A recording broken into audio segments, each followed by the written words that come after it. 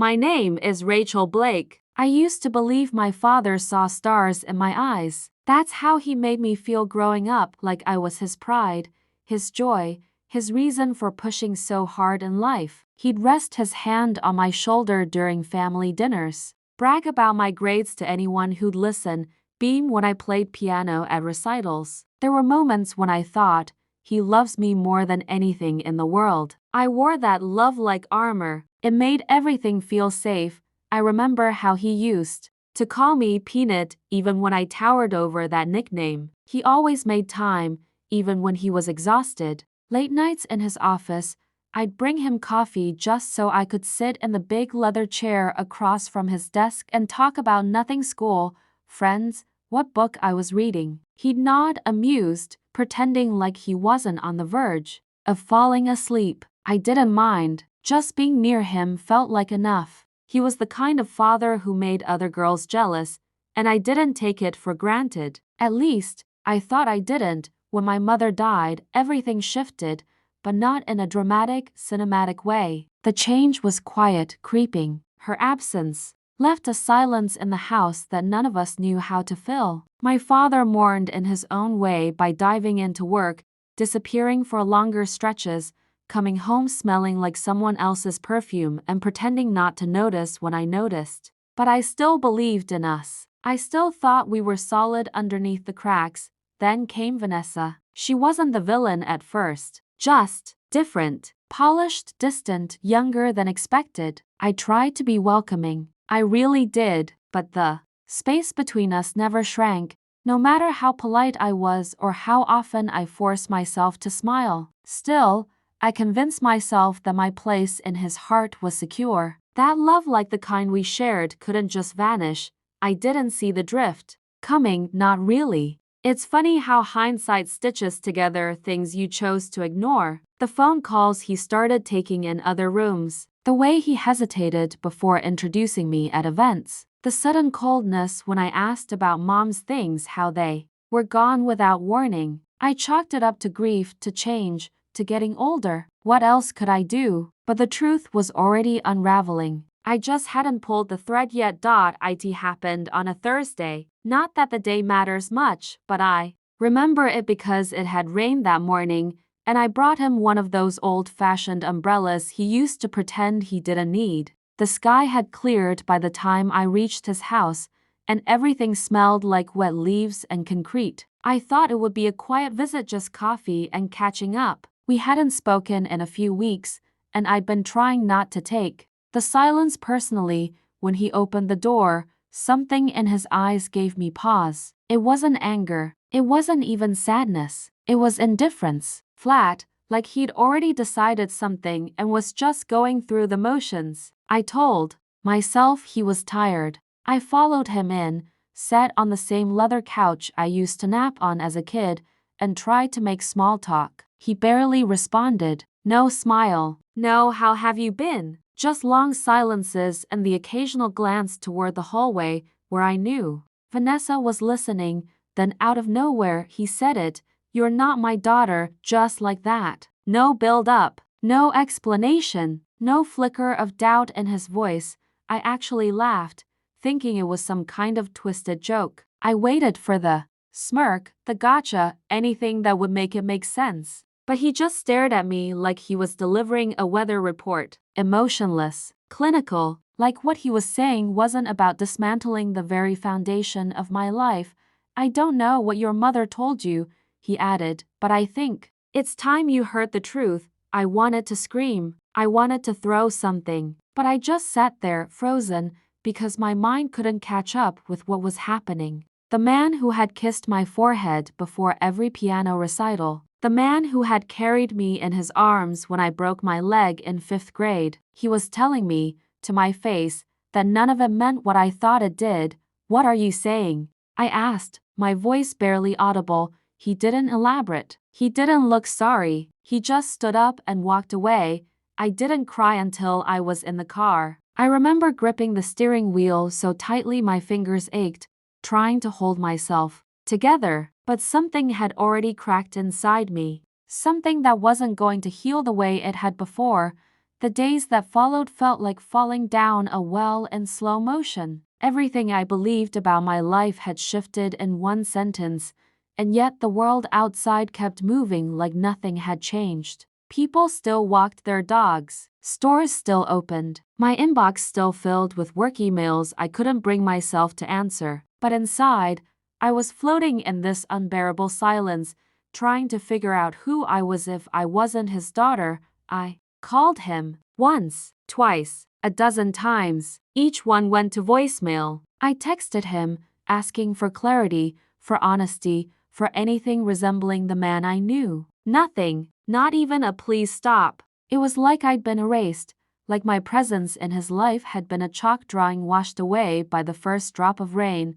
Friends tried to comfort me, but there's no language for this kind of betrayal. It's not like a breakup. It's not like death. It's being told that your history, your memories are no longer valid in someone else's story, that you were only a placeholder until something better, something more convenient, came along.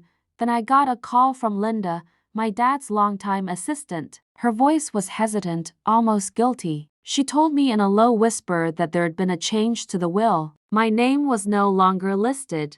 Everything, every account, every asset, every ounce of the legacy he'd spent his life building was now designated for Vanessa and her son, Julian.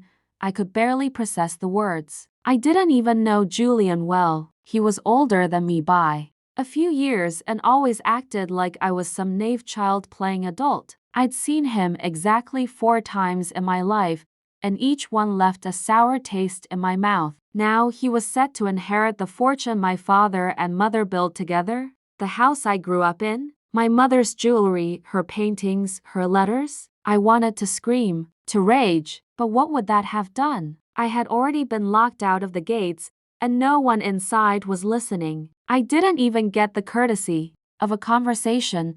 That night, I sat on my apartment floor with old photo albums spread around me. Pictures of birthdays, holidays, school dances, his arm around my shoulders, that proud smile on his face. I stared at them for hours, trying to understand how a man could look at a child like that and still turn away from her so completely, but something kept nagging at me. A memory, faint but insistent. My mother's voice, low and serious, from years ago. Rachel, promise me you'll keep this safe. One day, you might need it. The memory came back to me like a whisper in the dark. My mother's voice, soft but firm, as she slid a sealed envelope into my hands. I must have been 17 at the time. She looked tired that night, like something had been weighing on her for too long. She didn't explain, and I didn't press her. I just nodded and tucked it into a journal I barely touched, where it stayed untouched for years. I don't know why I never opened it. Maybe part of me was scared of what it might say. Maybe I trusted her enough to believe I'd know when the time was right.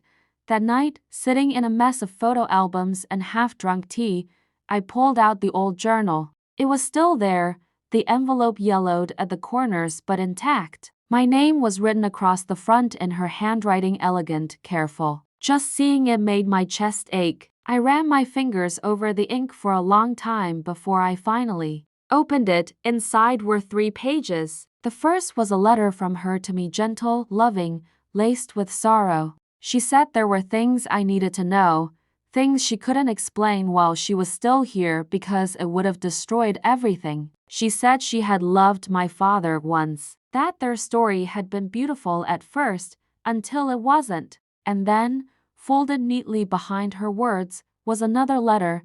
This one was from him. My father's handwriting was unmistakable, precise, formal, the way he used to sign my school excuse notes like they were contracts. At first, I thought it might be a copy of something he'd written to my mother, but no, it was dated years before, and it was addressed to whom it may concern. But it was about me. As I read, my hands trembled. He admitted to having doubts after I was born, whispers from people, paranoia, old jealousy that twisted into something toxic. He said things he never dared to say out loud, that he'd had me tested behind my mother's back, that the results had scared him, not because they proved I wasn't his, but because they proved I was. and he had no idea how to reconcile the love he felt with the shame he carried forever doubting it. He confessed it all, like he was purging himself on paper, but what mattered most, what made my breath catch, was this line near the end.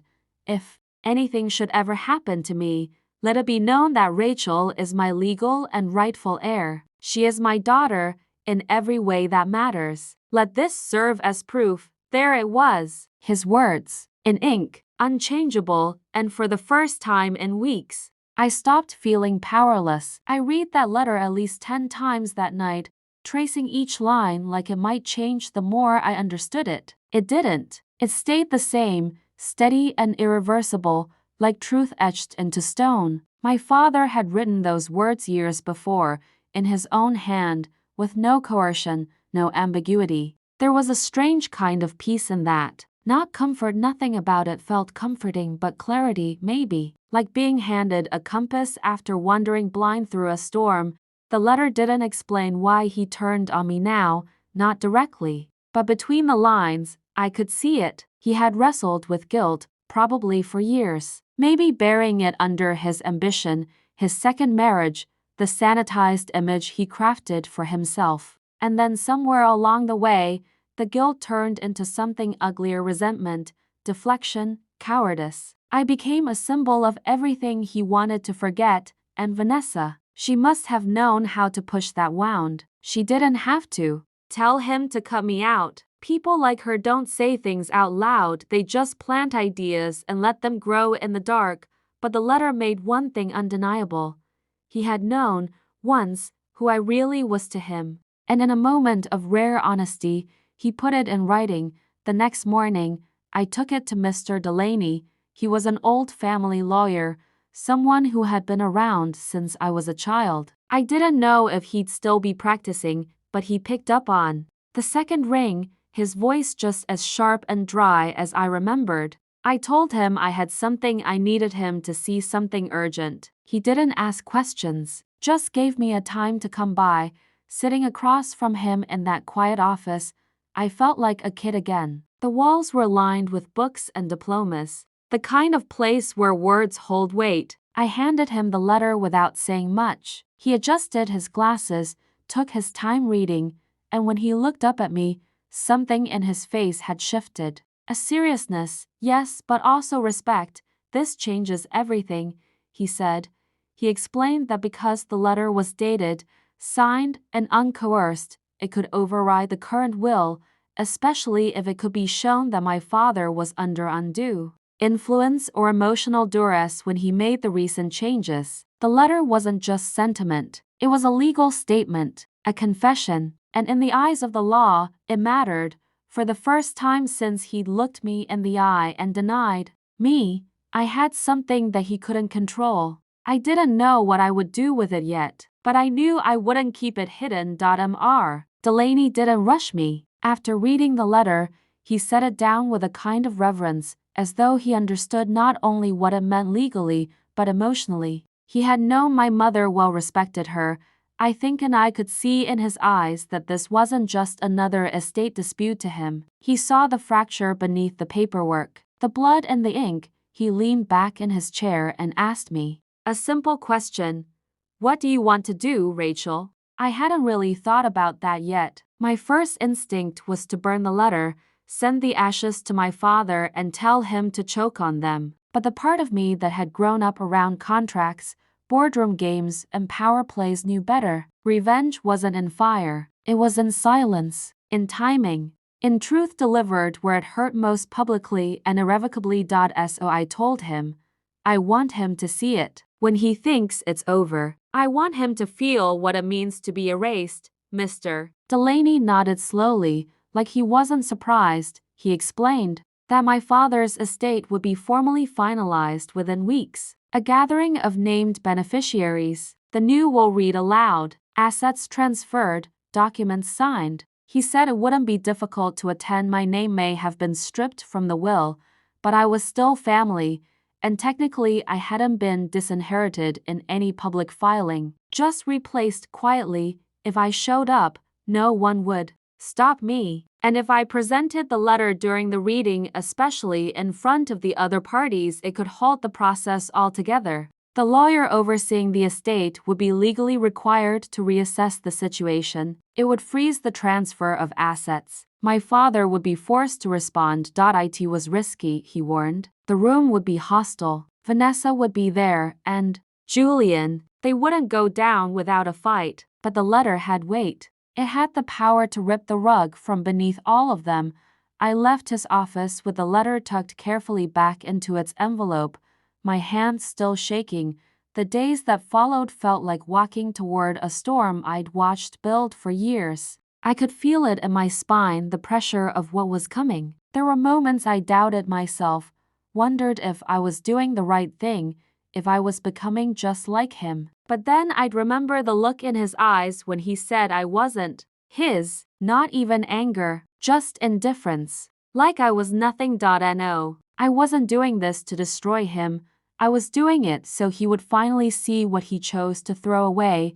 The morning of the inheritance meeting, I didn't dress for war. I wore the kind of simple black dress my mother used to say made me look like I knew who I was. I didn't add jewelry, didn't try to look impressive. I didn't need armor. I had the letter in my bag, creased now from the number of times I'd held it, read it, memorized every sentence like scripture. That was enough.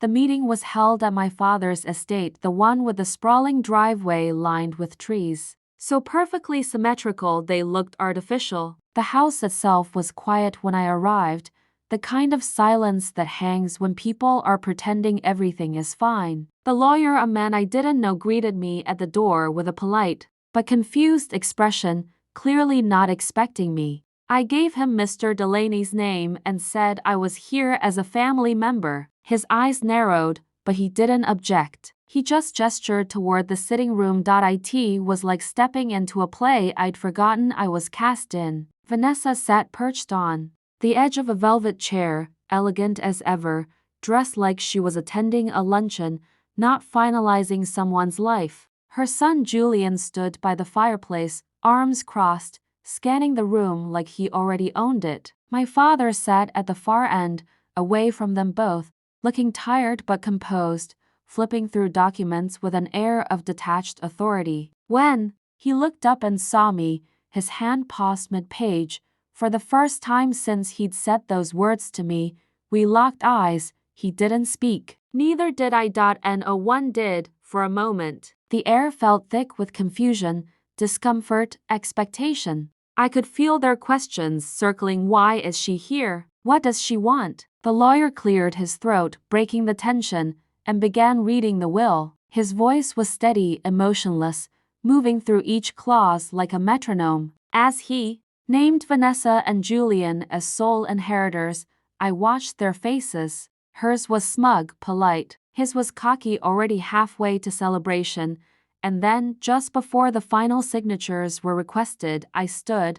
I have something that needs to be entered into the record, I said, my voice calm but loud enough that no one could pretend they didn't hear me. Every head turned. My father's face went pale, like a flicker of recognition passed through him before he could hide it. I handed the envelope to the lawyer. This was written by Charles Blake in his own hand. It concerns his daughter and his wishes. The room fell silent again, but this time it was different, not the silence of discomfort, the silence that comes right before everything changes. The estate lawyer hesitated before opening the envelope, his fingers moving carefully along the seam like he understood something fragile was inside, not just legally, but emotionally. He glanced up at my father, perhaps expecting some kind of protest or instruction. But Charles Blake said nothing. His mouth had thinned into a hard, tight line, and his hands were frozen mid-rest on the table, as if moving might give something away. Vanessa tilted her head slightly, confused but still certain of her footing. Julian scoffed under his breath, clearly annoyed by what he assumed was a melodramatic interruption, but I stood firm. The lawyer unfolded the letter, took a moment to skim the contents, then cleared his throat and began to read aloud. The moment His voice echoed the words, "Rachel is my legal and rightful heir." I saw it happen like dominoes falling, slow and irreversible. Vanessa's face dropped, her eyes widening as if the air had been sucked from the room. Julian muttered something that sounded like, "What the hell is this?" and moved forward, but the lawyer raised a hand to keep everyone in their place, and my father, he didn't move at all. He didn't even blink. The letter went on. It wasn't just a claim of paternity. It was a confession of doubts, of betrayal, of the things he'd done behind my mother's back, and the guilt that had haunted him since. It named me as his daughter, not just biologically, but emotionally, unequivocally. And then, with clear, legal phrasing, it stated that I was to inherit his estate. When the reading ended, the silence that followed was deafening. The lawyer set the papers down and removed his glasses. "This letter complicates the terms of the current will. Given its content and the handwriting verification, we must halt all transfers until the matter is fully investigated." Julian exploded first. His voice was sharp, laced with disbelief and venom. "This is a scam. She's trying to steal what's ours." Vanessa didn't speak. She just stared at my father like she'd been slapped, as if she'd miscalculated the man she'd so carefully molded over the years, but the man himself, my father, still hadn't said a word. He sat there completely still, his face unreadable. I wondered in that moment what he felt. Regret? Rage? Embarrassment? Or something deeper, some quiet understanding that the lie he'd built finally had nowhere left to hide.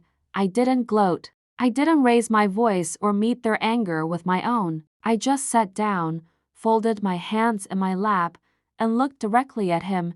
He couldn't even meet my eyes, and that, more than any letter or legal reversal, was the moment I knew I'd already won. After the letter, everything unraveled. Julian stormed out first, slamming the door behind him like a child denied a toy. Vanessa followed more slowly, but not before turning to my father with a look that was half betrayal, half fury, like she'd built her world around a promise and watched it crack in real time. She didn't say a word to me. I don't think she could. The lawyer began the process of freezing the estate. He explained that the courts would likely uphold the letter, given its clarity and authenticity. Mr. Delaney would oversee my petition to have the will re-evaluated. It was in motion now. I didn't need to fight anymore. The truth was out. My father finally spoke as the room emptied. Just a whisper. "You planned this?" I looked at him, really looked older, smaller than I remembered. "No," I said quietly. "You did. Years ago." With a pen, he didn't ask for forgiveness. He didn't try to explain. He just sat there alone, surrounded by papers he no longer controlled. I turned to leave, not out of victory, but because there was nothing left to say. I didn't go back to the estate for a long time. Not after the letter. Not after the court confirmed the letter's authority and officially named me as the rightful heir. I thought I'd feel triumphant, vindicated somehow. But the truth is, I just felt tired. Not defeated, just emptied. Like winning still required losing something I hadn't realized I was letting go of.